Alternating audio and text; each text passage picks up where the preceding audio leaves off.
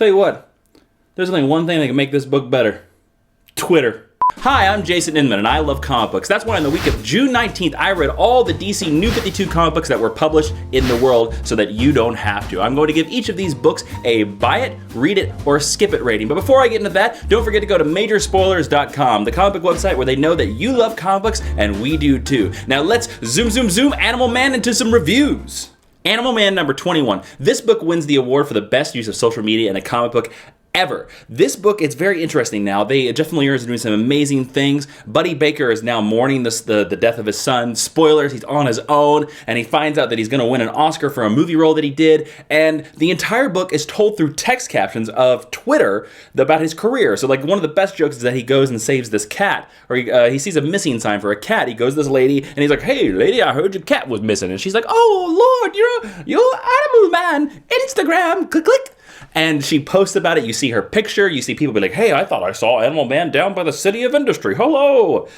And it's a very intriguing idea, and it works. It's a very useful way to tell exposition in a very short amount of time, and it's one of those ideas that you're just like, how did nobody think of this before? Animal Man, one of the best of DC, buy this book. Batman and Batgirl number 21.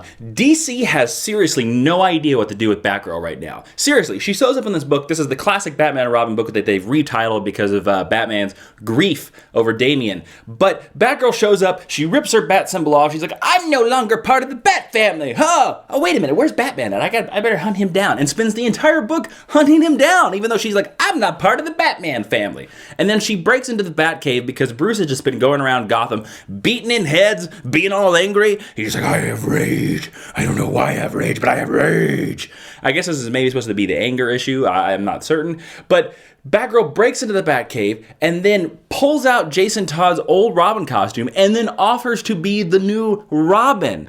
What is up with you, DC? Let's have Barbara Gordon show some backbone. She's a very independent character. She's a very strong character. She can stand on her own. She doesn't need to lean on Batman as a crutch. And that is sadly why this is the worst issue of this title ever. Like, this title has been strong ever since it's come out. Like, it's only had a couple weak issues, but this, putting Batgirl in it, Peter J. Tomasi, I expect better of you, sir. Batgirl is a stronger character than what you give her credit for. Skip this book. Batwoman number 21. Francesco Francavilla, I hope I said your name right, but seriously, draw my life. You're amazing, sir. Your art, your lines, your panels are dynamic, and they breathe life into books that I don't really ever care about. But you know what? Because of your amazing art, I picked this book up, and I love this book. This book is all about Killer Croc, and Killer Croc sort of gets melded into the cult of crime, I believe it's called. And the people that just have it out for Batgirl. There's a group of people out there, and they're just like, "You know what? We don't like Batgirl, and we worship this Bible of crime. So let's take out Batgirl because this Bible of crime tells us so.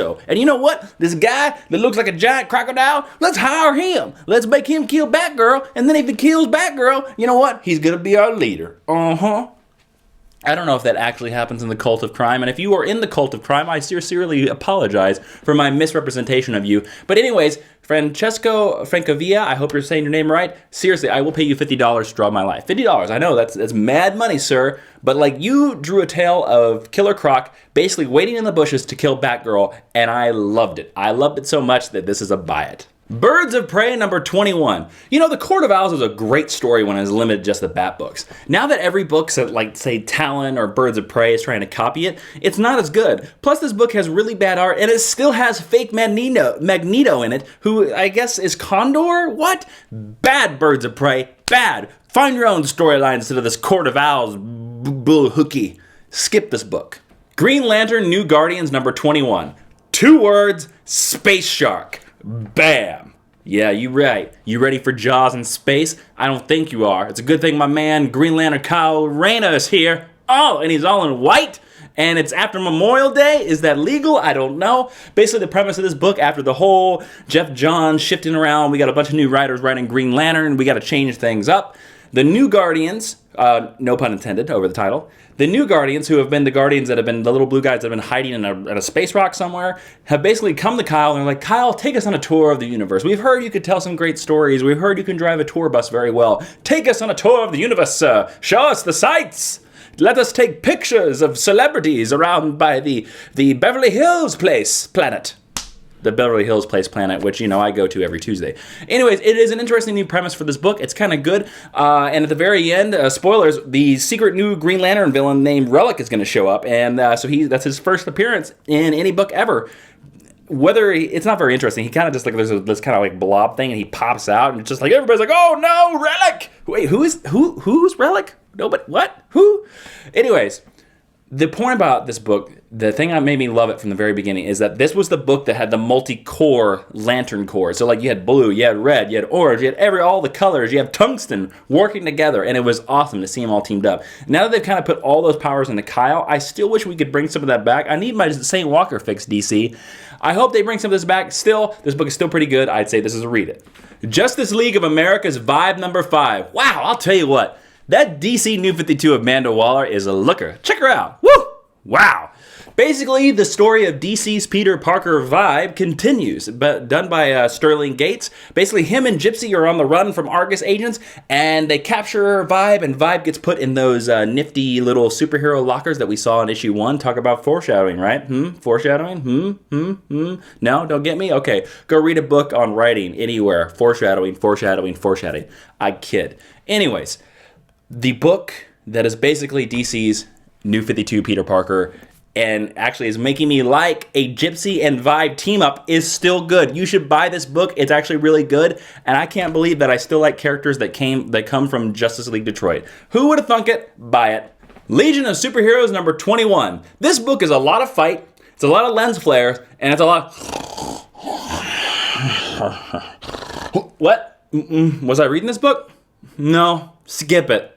Red Hood and the Outlaws, number 21. You know that a book has jumped the shark when a Tiger Man shows up. Literally, a man's body with a tiger head on his body face. That is just weird and, basically the League of Shadows, or the League of Assassins, if you want to go by DC, Batman, whatever. League of Shadows, Ra's al Ghul's, plucky gang, have built a secret paradise in a secret dimension with a giant Ra's al Ghul statue that can hold up a world, and they want Jason Todd to be their leader, which would be a really cool idea if this book wasn't plagued by bad 90s plotting and an artist that is trying to ape Neil Adams so bad that he doesn't know how to draw his own faces.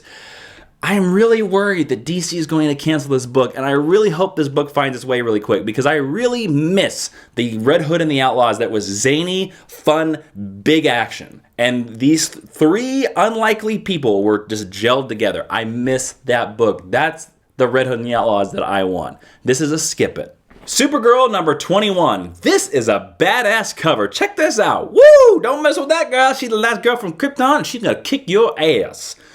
Basically, this book is a long lead-in to the introduction of Cyborg Superman, who has, a vice grip for an arm now. It's very interesting.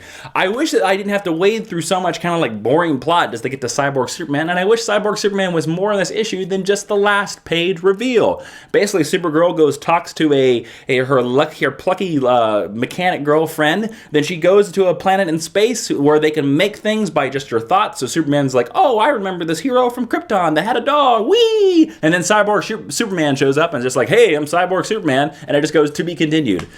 It's an interesting idea. I wish Cyborg Superman was more in this issue, because you know what? You combine cyborgs, that are basically Terminators, and you combine Superman, and I am there. For now, since he was only in 1 page, this is a read it. Wonder Woman number 21. The art in this book makes you feel every pow, biff, and bam of Wonder Woman's punch, and the fight pacing is so dynamic. It feels like a movie. This book is amazing. Orion shows up, and they have amazing character action by Brian Azzarello. Basically, there's a baby in the book, and so Orion's trying to protect the baby, and he keeps saying, "Hey, baby," and Wonder Woman just "Stop calling me baby," and he's just "No, you're not baby, you're Legs. I call you Legs."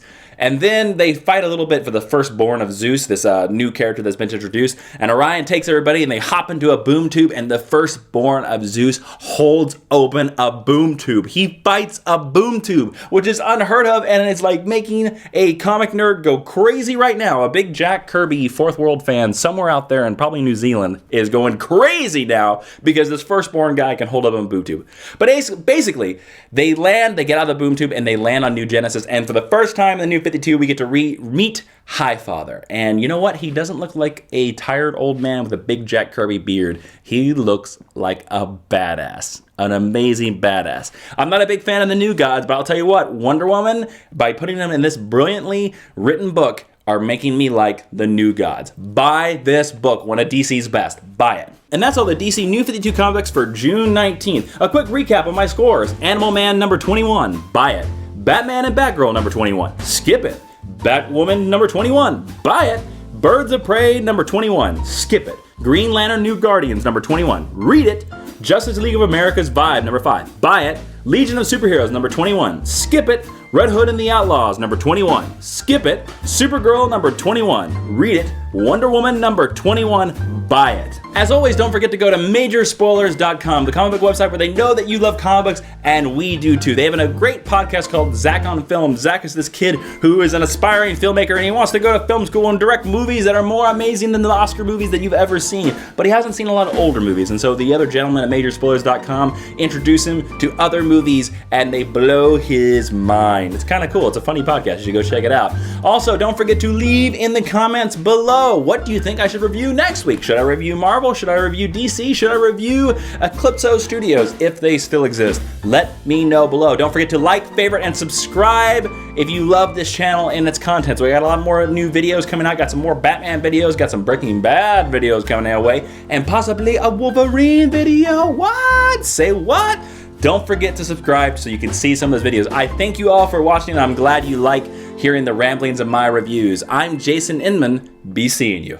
No, I'm Clark Kent, not Superman. You just saved the world from Zod. You're like the most famous person ever. A pair of glasses aren't gonna hide that. I'm Clark Kent. Superman. What's that S stand for? Stupid? I knew these glasses were a terrible idea.